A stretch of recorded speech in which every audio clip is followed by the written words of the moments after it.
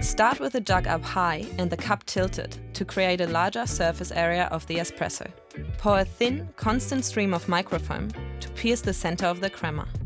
As the cup starts to fill, tilt the cup more upright so as not to spill.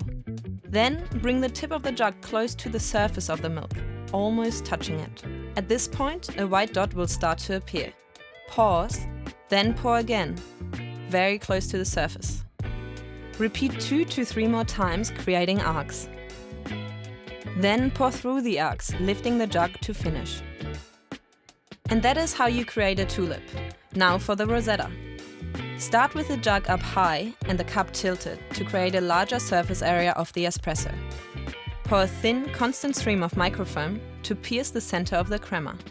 As the cup starts to fill, tilt the cup more upright so as not to spill. Then bring the tip of the jug close to the surface of the milk, almost touching it. At this point, a white dot will start to appear.